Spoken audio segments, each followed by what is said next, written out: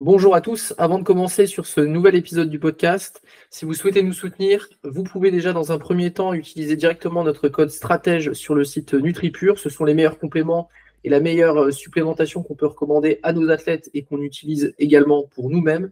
Donc vous pourrez trouver tous les compléments que vous avez besoin pour pouvoir progresser dans les sports de force. Et évidemment, si vous souhaitez pouvoir soutenir ce podcast, vous pouvez tout à fait mettre un like, laisser un commentaire ou vous abonner directement. Ça nous aidera énormément et ça nous permettra de continuer à produire ce type de contenu. Donc le format du jour, vous le connaissez maintenant, vous savez qu'on aime bien ce type de format. Tu préfères ou bien le format quel est le meilleur ou le pire. Vous savez que c'est un format qui vous donne des astuces très pratiques. Je commence avec une question tout de suite, on rentre direct, il n'y a pas de théorie là, c'est tout de suite mouvement. Je dirais la pire erreur technique au bench. Romain, bench spécialiste, tout de suite. Moi, je pense que les gens, ils vont en avoir marre de m'entendre dire ça tout le temps. Mais j'en ai marre, J'en ai marre de voir les gens faire une giga rétraction scapulaire tout le temps. Genre, chercher énormément à réduire leur amplitude en mettant les épaules à fond en arrière. Je trouve que souvent, ça ruine la position et que tu peux pas pousser bien comme ça, en fait. Voilà. Voilà, simple et efficace, fin de la question. Vas-y, Liam. C'est toujours sur le même sujet de l'erreur au bench. Ouais. Ok. Toujours. Moi, je suis d'accord avec lui. Les gens ne savent pas doser la rétraction scapulaire, tant que forcément la position dans laquelle tu démarres au niveau des épaules, c'est forcément celle dans laquelle tu vas finir. Mais déjà, pour avoir un vrai mouvement de poussée, en fait, il faut que tu laisses tes scapulas s'éloigner pour vraiment finir ton mouvement. Si tu le fais pas, en fait, c'est pas vraiment un mouvement de poussée complet. Amen. Et aussi, même d'un point de vue standard, si tu rétractes trop tes épaules, en fait, tout simplement, le triceps, il va être tiré vers l'arrière, tu pourras même pas tendre les coudes. Donc, faut savoir doser, c'est bien de rétracter, mais tu peux le faire déjà pendant la descente et après laisser tes épaules un peu s'éloigner pendant que tu remontes. Mais en fait, je pense que ce problème de verrouillage, personne l'a vraiment parce que tout le monde arrive à verrouiller sa rep et du coup, tu as les épaules qui partent en avant. Et souvent, les gens qui font ça, tu sais, juste après, ils font. Tu sais, ils se replacent en bombardant la rétraction. Entre les reps, ça relève les fesses, etc. pour se reset-up. Ouais, carrément. Bah, en vrai, je suis d'accord avec vous. Mais pour changer un petit peu et pas juste dire ah bah vous avez trop raison. Ok, fais-le. Moi, je suis pas comme vous. Je vais juste parler du dérac en fait. Pour moi, l'une des erreurs les plus courantes. Je vais vous en donner une bonus qui va avec la première. La première, c'est d'être trop éloigné de la barre et du coup devoir déplacer la barre de 20 cm au moment où on la sort. Ça, c'est une grosse erreur. Et la deuxième qui va plus ou moins avec en fonction de comment on voit la chose, c'est la hauteur du rack. En général, on voit beaucoup d'athlètes qui font une demi-rep pour sortir la barre. Et ça, pour moi, c'est pas opti. Et comme j'en avais parlé il me semble que c'était sur le podcast Revenir de vacances, je sais plus, un truc comme ça. Mais grosso modo, quitte à choisir entre des racks trop haut ou trop bas, moi, je serais plutôt de la team des racks trop haut. J'ai envie de te dire, quand on a 2 mètres d'envergure, tous les racks sont trop bas. Vas-y. Ça dépend de fou parce que si tu es obligé de sortir à fond tes épaules, c'est le même souci, tu vois.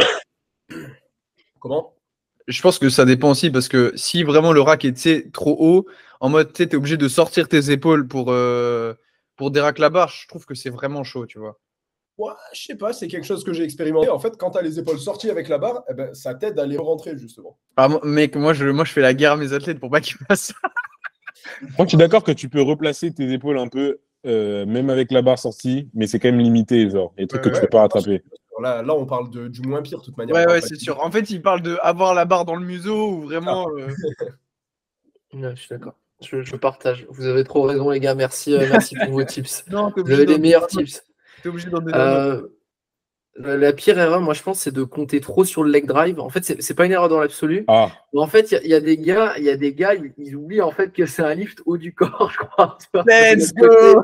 Il y a le côté en mode ouais, mais là, j'ai raté ma rep, mais c'est parce que j'ai pas un bon leg drive. Et en fait, est-ce que tu as poussé, tu vois? Est-ce que tu as déjà pensé à do you even chest, tu vois? C'est à un moment donné, est-ce que tu pousses avec ton corps, tu vois? Et le leg drive, je pense qu'il est, il est super important, mais je pense que vu qu'on a de moins en moins de benchers avec des très gros pontages, c'est vraiment un leg drive de maintien de la position, mais il n'y a pas ce côté. Enfin, à un moment donné, ça reste du haut du corps, en fait. C'est un peu comme si tu dis, je sais pas, je vais prendre un exemple. Allez, qu'est-ce que je peux prendre comme un exemple, un peu une analogie avec un autre mouvement, mais genre, au squat, c'est comme le gars qui va dire qu'il fait gaffe à ses poignets, tu vois. Genre, il va faire ultra gaffe à la position de ses poignets. Et le elbow drive. Tu vois. Le elbow drive. Ouais, le fameux elbow drive, en fait, exact. Ouais. Mais à un moment donné, Ça, les jambes ne sont pas connectées à la barre. Tu ne peux pas transmettre concrètement la force de tes pieds dans la barre. Tu peux juste stabiliser ta position. Donc dire que ton leg drive t'a fait rater la rep, enfin, c'est juste tu as manqué de stabilité. Ah, je suis pas d'accord. Je pense que Par ça contre, dépend si tu sync aussi, c'est un peu ouais, différent. voilà. En sync, c'est différent. Voilà. En sync, c'est totalement différent. Mais sur un soft touch, le leg drive, tu peux avoir un leg drive infini, ça ne va pas rajouter 10 kilos sur ton bench. D'ailleurs, l'anecdote, c'est que je voulais faire un post comme ça sur le leg drive et j'en avais parlé à Soulé. Et en fait, à la toute fin, j'ai repensé à tous ceux qui sync. Et je me suis dit, putain, mais je suis obligé de faire un truc à rallonge, sinon il y a des gens qui vont attraper ma veste et qui vont dire, oui, mais moi je sync, c'est pas pareil et tout. Et effectivement, c'est pas pareil. Mais parce que moi, j'étais aussi dans une position où à un moment où je me disais, vas-y, plus je vais leg drive fort, mieux ça va être et tout. Et au bout d'un moment, je me disais, mais le sol, il est trop nul, je glisse partout. Alors oui, il y a les chaussures qui glissent un peu. Mais il y a un moment, si tu fais une presse à cuisse de zinzin dans le sol, soit ton cuit va se lever, soit tes pieds ils vont bouger. Enfin, tu peux pas être aussi stable que ça, tu vois. Je trouve qu'aussi pour l'adaptabilité, si ta technique elle repose 100% sur un leg drive super fort, bah, tu peux grave avoir des surprises de ouf. Alors que des fois, même pousser pas à fond, ça peut te donner la stabilité qu'il te faut pour que l'eau du corps puisse produire la force qu'il faut. Genre. Ouais, carrément. Et puis ça évite de lever les fesses aussi, parce qu'il y en a beaucoup, ils cherchent des solutions miracles pour pas lever les fesses, en mode ouais, Sean Noriega, il a dit il faut mettre ses pieds super loin, et en fait non, le gars, il pousse tellement dans ses jambes qu'en fait le mec il est en train de faire hip thrust, tu vois, donc à un moment donné, pousse peut-être un tout petit peu moins fort, cherche peut-être plus de la stabilité que vraiment de la poussée, et voilà, il faut doser, je pense vraiment les gars, le leg drive. Voilà, c'est comme la rétraction scap en fait. Si tu verrouilles des positions extrêmes, en fait, je pense que tu le payes techniquement. Et il faut trouver un peu le sweet spot, quoi, je pense. Je pense que c'est un peu ce qu'il faut garder. Franchement, c'est beau, on est la Triforce. Je pense que si j'avais dû donner 3 trucs sur côté, j'aurais donné ces 3-là, tu vois. Comme quoi non, et en plus, les questions sont pas préparées. Donc, c'est-à-dire que je vous ai pas donné les questions au préalable. Donc, il faut le dire, là, c'est vraiment. Il faut le dire, il n'y a pas de cheat. Deuxième question, si ça vous va. La meilleure façon de programmer un pic, une variable sur laquelle vous pourriez jouer pour amener un pic de forme pour un athlète qui fait de la compétition. Le truc à faire. Moi, d'abord, je vais laisser Eliam parler parce que je sais que Souley et moi, on a déjà ce regard où on va dire la même chose. Moi, je sais pas trop. Hein. Je trouve ouais que ça. Ouais, j'ai pas un truc de prédilection où par défaut, je vais m'orienter sur ça. Après, forcément, dans un pic, il y aura quand même suffisamment de. Enfin, dans la plupart des cas, je vais vouloir chercher de la spécificité. Donc, souvent, ça sera sur l'intensité, genre. Mais il y a des cas de figure où je serais porté à faire d'autres choses. Vas-y, Romain, hein, vas-y. Bah non, moi, j'allais dire le volume d'entraînement, de base. Moi aussi, oui. Je sais que tu allais dire ça. Mais si tu veux overreach, à un moment, je pense que tu es obligé d'augmenter un peu la fatigue. Et la fatigue qui persiste, c'est souvent lié à la quantité de travail que tu fais. Du coup, je trouve que tu n'as pas trop le choix, en fait. Genre, tu peux pas overreach en faisant 3 singles RPE 10 au terre par semaine, tu vois. Oui. En fait, je vois un peu ce qu'Eliam veut dire parce que, par exemple, dans sa situation, on peut réussir à créer parfois des bons gros états de forme sur le jour J avec un volume de base qui est assez minimal. Mais c'est parce que le volume de base qui est assez minimal, il fait quand même une légère fatigue qui est constante au cours d'un bloc. Et si on enlève cette fatigue même minimale, on arrive à avoir un léger overreach. Mais pour avoir, déjà dans une situation plus classique, parce que Eliam, c'était pas mal de facteurs un peu bizarres avec des douleurs, avec des... C'est un mec bizarre, toi. Voilà. Bon. Il y avait pas mal de circonstances qui ont fait que c'était pas un vrai pic qu'on a dû faire. La préparation où on a eu un pic qui ressemble le plus à un pic, c'est pour les France. Et ça s'est super bien passé. Mais ah non, il y avait Europe aussi. Mais bref, je m'éparpille. Tout ça pour dire que pour un athlète lambda, pour l'athlète X, la variable sur laquelle on va jouer pour faire un pic et aller chercher cet overreach, c'est plus de volume. Parce que qui dit plus de volume dit fatigue qui va monter automatiquement. Et on parle d'une fatigue dite métabolique. C'est pas la fatigue nerveuse en mode je suis mou. C'est genre, tu as de la fatigue que tu traînes sur tout ton bloc, sur toutes les semaines. Et c'est cette fatigue-là qui, lorsqu'on va la dégager, va nous permettre d'atteindre un état de forme dite de surcompensation. Il nous a fait un cours, En fait, d'une certaine façon, je suis d'accord avec ça, mais C'est que en fait, l'approche pour moi d'un pic, c'est pas forcément de tout le temps chercher à overreach, aller atteindre quelque chose que tu n'as jamais atteint. Mais des fois, tu peux juste aller tranquillement monter la fatigue sur un bloc et aller faire ça, coïncider ça avec le jour où tu dois être fort. Genre, en fin de bloc, ça arrive souvent que même sans avoir fait un gros pic, un gros taper, que tu arrives à sortir des barres que tu n'aurais pas été capable de sortir en semaine 1. Et pour certaines personnes, je trouve que c'est moins risqué et qu'on peut juste se contenter de faire quelque chose qu'on sait que le gars va encaisser.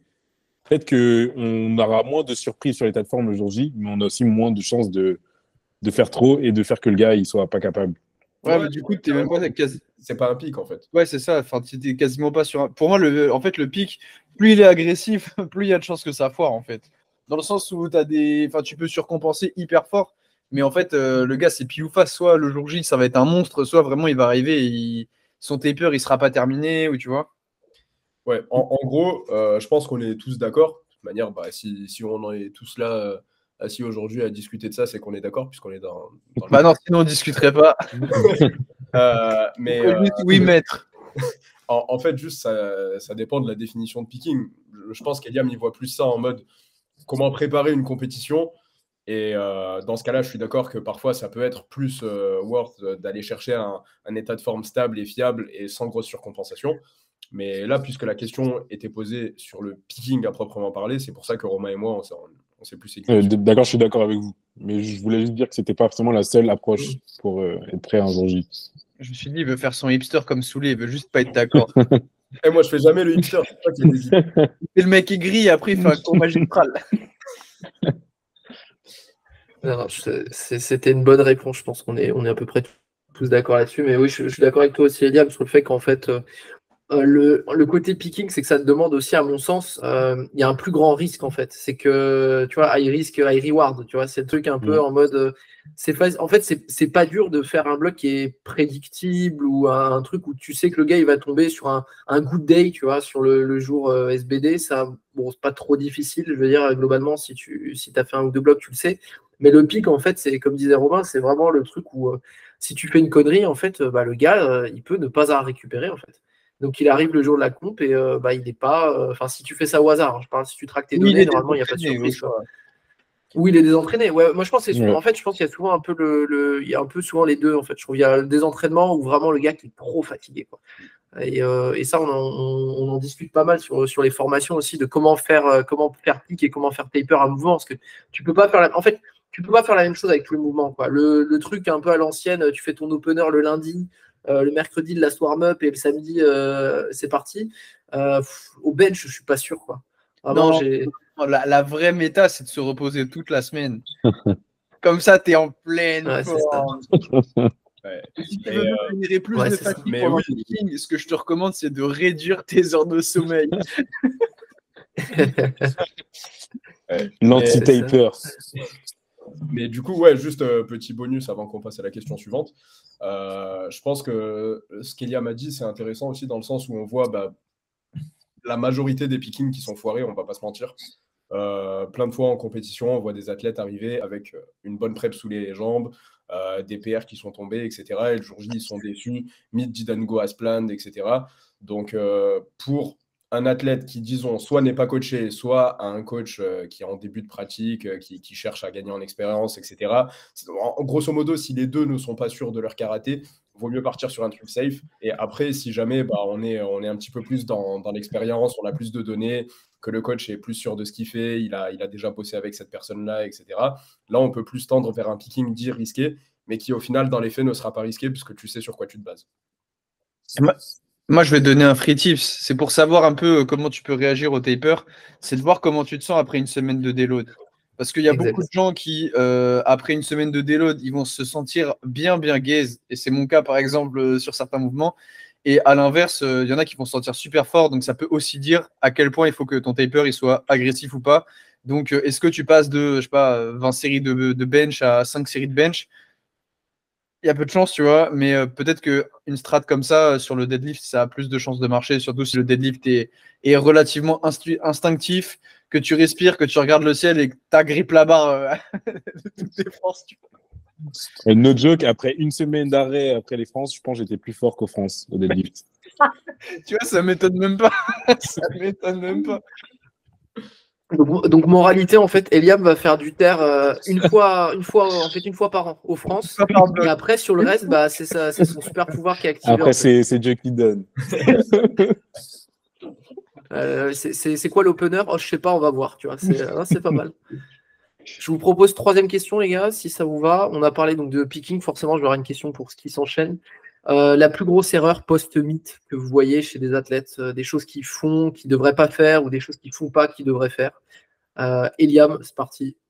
Moi, je dirais la plus grosse erreur, c'est direct allez, meet frustrant, on a un peu raté un truc et direct aller reprendre l'entraînement, genre. Enfin, même s'il y a la grosse motivation et tout, des fois, pas laisser le temps à son corps de récupérer, c'est pas toujours la meilleure des choses à faire. J'ai peur qu'on devienne des bots parce que moi j'avais pensé à la même chose. J'ai vu le regard de Soulé qui disait la même chose, le petit sourire de Roman. Là, faut qu'on trouve d'autres trucs. En fait, il a grillé la cartouche. Bah, moi, je vais dire. Non, en fait, c'est vraiment la grosse erreur. Après, sinon, bah, on a l'inverse. C'est-à-dire que la personne reprend, mais elle reprend doucement, etc. Et après, d'un coup, bim, à la fin, elle se dit, OK, c'est la fin de la semaine off, maintenant, je vais max out. Et ça, c'est un truc qui n'est pas forcément bon aussi. Ok, si moi il y a des gens qui font ça. Il y a des gens. Ouais, il y a des gens. Il y a des gens avec 3,40 en sumo. Ah bon, ça existe ça. Moi, je dirais, pour en trouver un autre, c'est aussi des gens qui reprennent. Du coup, ça va rejoindre un peu ce qu'a dit Soulé, mais genre, tu sais, tu reprends, tu te rebases sur les E1RM, tu sais, de potentiellement ce que tu as sorti sur une bonne compétition. Et donc, en gros, tu as l'impression que genre, tes E1RM, ils sont censés représenter, tu sais, ton niveau de base. Et en gros, tu rentres en E1RM ton niveau après picking, tu vois. Genre, un niveau que tu n'es pas censé avoir tous les jours. Et du coup, après, tu te dis, ouais, mais normalement, regarde, j'ai un max à 340, je suis censé pouvoir faire 3 reps à 320, et vas-y, je vais finir là-dessus à la fin du bloc. Et en fait, à la fin du bloc, la première rep, elle bouge pas. Aïe. Ouais, je suis d'accord. Je viens juste de remettre 800 au squat aujourd'hui, là. Aïe, aïe, aïe. Roman, ça va être à toi, là. Ouais, j'ai eu un petit free cerveau, là. Je me suis dit que... Non, je me disais, c'est pas une erreur, mais c'est pas une erreur dans l'absolu, parce qu'il y a des profils auxquels ça correspond, mais il y a aussi le post-meet qui est en fait une excuse pour faire n'importe quoi, genre en mode, après un meet, il y a un bloc d'hypertrophie. Tu vois, après le meet, il y a... il s'appelle Roman Malo. Ouais, non, mais non, moi, je fais pas ça à chaque fois. Je fais pas ça à chaque fois. Après, il y a Eliam aussi qui dit. Après, il va prendre 10 kilos de muscle en faisant des élévations latérales. Vas-y. Après, il y a Eliam aussi qui dit je suis trop maigre, je dois devenir balèze tout de suite. Donnez-moi mon lait. Je vais faire 50 séries d'élévation latérale du lait. Non, mais voilà, juste le post-meet, ça veut pas forcément dire faire des trucs qui fonctionnent pas en fait. Enfin, je veux dire, t'es pas obligé de tenter des trucs super exotiques parce que post-meet, tu sais, il y a un peu une fenêtre de choses. Enfin, t'as l'impression qu'il y a un peu en mode le post-meet, il pourrait d'un coup, tu pourrais avoir des toutes nouvelles choses qui se débloquent alors que le gars, ça fait 2 ans qu'il progresse avec les mêmes stratégies, quoi. Donc je pense que c'est pas toujours worth it. Parfois, il suffit juste de reprendre la formule qui a fonctionné, tu recules un peu, tu retrouves ton niveau de démarrage et tu relances la machine, quoi. T'es pas obligé de partir sur le truc que je vois souvent, c'est le gars, je sais pas, il va bencher 4 fois toute l'année, ça se passe bien, et post-meet, il descend à un bench ou 2 bench, il sait pas trop pourquoi, mais parce qu'on a dit le post-meet, c'est le post-meet, c'est le hors-season. Donc hors-season, ça veut dire faire des machines et faire des haltères, quoi. Faire des abdos et des élévations latérales. Ouais, je crois que c'est ce qu'il faut. Je crois que c'est ce qu'il faut faire, non? Non, après chaque meet pour se désensibiliser. Ok, moi j'en ai un autre. Attends, putain, me dis pas que. Attends. Parce que du coup, je voulais dire, c'était quoi? Ah oui, la pire manière de réhab pour vous. Genre, tu viens de te faire une gêne ou tu viens de te faire un peu mal. C'est quoi le pire truc à faire? De faire des trucs complètement différents du truc qui t'a blessé, genre. Pour moi, réhab, souvent, hein, c'est guérir le mal par le mal. Et, Ah oui. et quand on pense qu'on va juste rajouter un petit exo qui met un stress vraiment insignifiant comparé au truc qui t'a blessé, et qu'on se dit, vas-y, là, c'est bon, ça, c'est sûr, j'ai renforcé mon infra épineux, c'est bon. Et bah, genre, non, je trouve ça un peu bizarre. Moi, je pense que le. Vas-y. Pour moi, le pire truc à faire, c'est mettre un post Instagram en disant que la vie c'est dur, mais qu'on reviendra plus fort.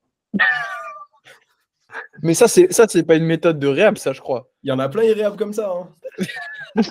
Je crois que ça, c'est une méthode qui t'enfonce, ça. Je crois que si tu fais ça, tu prends plus de 2 mois de réhab. Mais tu peux les justifier, donc ça va, tu vois.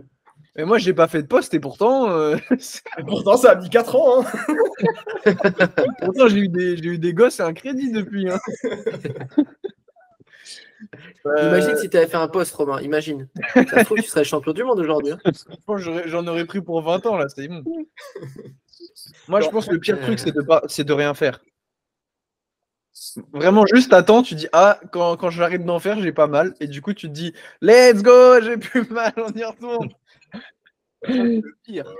Je sais plus ce que j'allais dire. Ouais, moi, de base, je trollais un peu en disant ça. Mais je dirais que l'un des pires trucs, c'est pas vraiment le pire truc, mais c'est compter sur des exercices un peu miracles, un peu type gainage, je me mets à cloche-pied et je souffle dans un ballon, ou tu vois, des trucs comme ça. Alors qu'en vrai, bah, ça va se jouer sur les 4 variables suivantes qui sont le volume, la fréquence, l'intensité et l'amplitude. Donc tout ça qui peuvent très bien être gérés par ton coach, quoi. Mais attends, mais je comprends pas, gros. Pourquoi tu fais pas tu fais pas ta side plank pour reprendre pour réduire toutes tes asymétries et redevenir très fort au squat? Joker. Non, mais objectivement, c'est des trucs que t'es tenté de vouloir faire aussi. Enfin, je pense qu'on l'a tous fait, tu vois, et c'est pas forcément un mal. Mais si tu penses que genre un étirement, ça va faire passer le truc ou quoi, en général, d'expérience, c'est pas trop le cas, quoi. Bah, ça peut aider, mais Oui, c'est ça peut aider, mais genre, c'est pas le gros du travail, tu vois. c'est ça. Je pense qu'il y a un truc dont on discute pas trop non plus, je pense, mais c'est un peu le post-réhab, en fait. J'ai l'impression qu'il y a des athlètes, ils estiment que vu qu'ils ça va un peu mieux, bah, ils peuvent arrêter ce qui était en train de marcher pour revenir en forme. Le truc en mode, je sais pas, t'as trouvé les variables qui te permettent de revenir. Et en fait, à un moment, tu te dis, ouais, c'est bon. Tu vois, comme s'il y aurait un peu genre, j'étais pas en forme, maintenant je suis super en forme. Il n'y a pas eu de transition, il n'y a pas de continuité. Ça, je trouve que c'est souvent un peu nimp. J'ai déjà vu, moi, des profils d'athlètes où le gars, il a mal aux épaules avec son coach, il part sur, je sais pas, 2 bench hebdo, et puis le gars dit, ah, ça va mieux mes épaules, ok, let's go, 4 bench, let's go, tu vois. Alors qu'en fait, tu te dis, mais je sais pas, est-ce qu'on n'aurait pas pu en mettre 3, tu vois. Tu peux y aller peut-être un peu avec progressivité. En fait, il y a un peu un juste milieu entre la réhab et la réathlétisation, en quelque sorte, où en fait, cette transition, elle va être super importante, et c'est pas juste en remettre plus, en fait. C'est évaluer ce que tu fais, quoi. Sinon, tu vas revenir à la case départ bien vite, et après, ce sera réhab, didn't go as planned, je comprends pas, je suis blessé à vie, quoi. Ça sera perma-réhab. Excuse-moi de te couper, hein, mais pourquoi Perma-réhab. Suleiman, il a le sabre d'Inosuke dans la main, là, tout d'un coup, c'est bizarre. Je sais pas, frère, tu dois Pour la avoir- réhab. Oh, moi, j'ai rien fait. Hein. Regarde mes mains.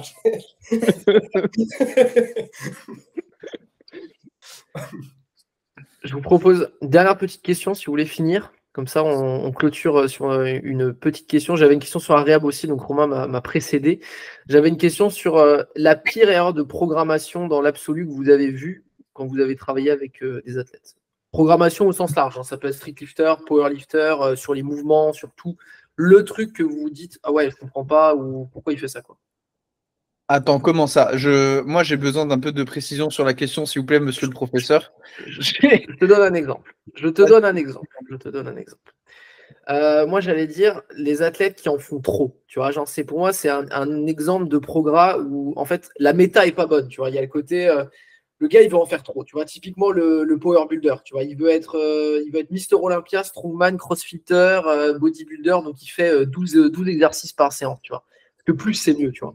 Et ça, je trouve que c'est des trucs, tu vois, qui sont un peu des méta de programmation qui déconnent un peu. Est-ce que tu en as vu, toi, Romain, des trucs genre qui se répètent un peu? Moi, je vais dire passer du coq à l'âne.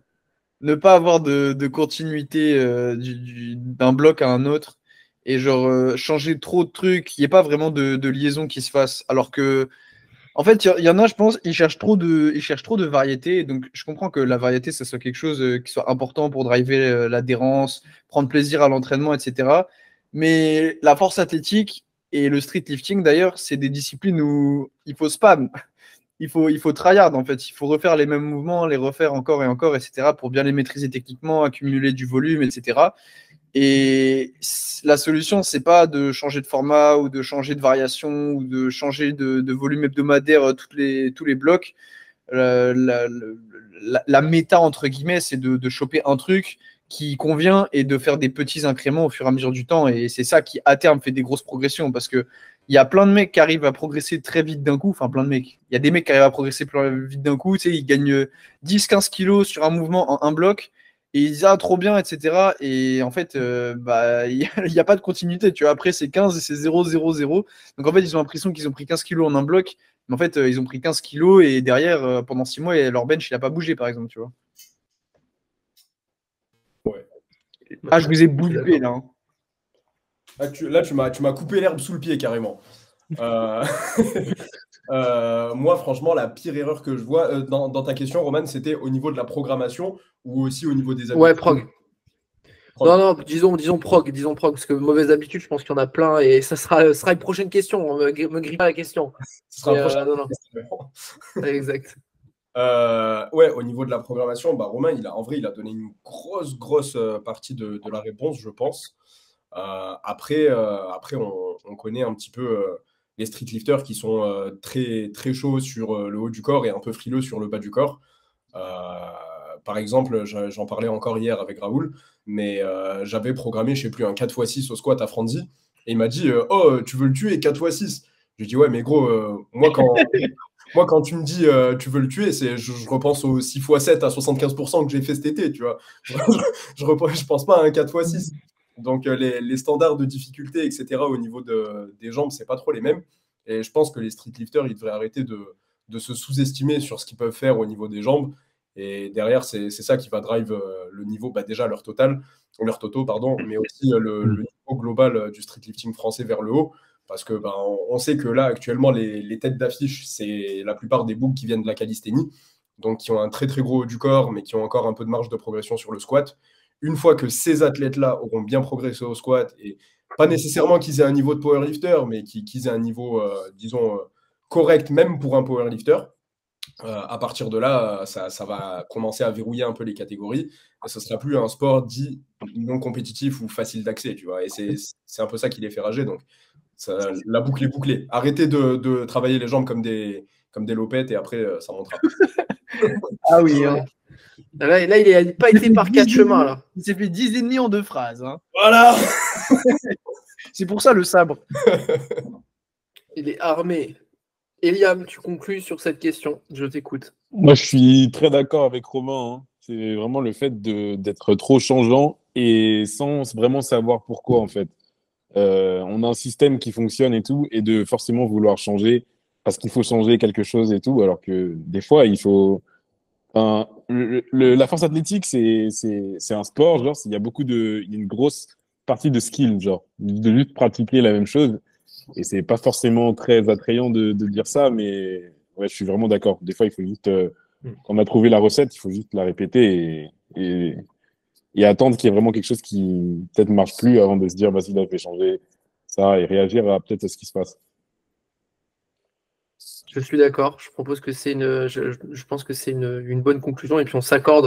Vous avez remarqué de toute façon qu'on s'accorde souvent sur les réponses et heureusement, j'ai envie de dire, parce que vu qu'on utilise un peu la même méthode, c'est quand même plutôt bon signe.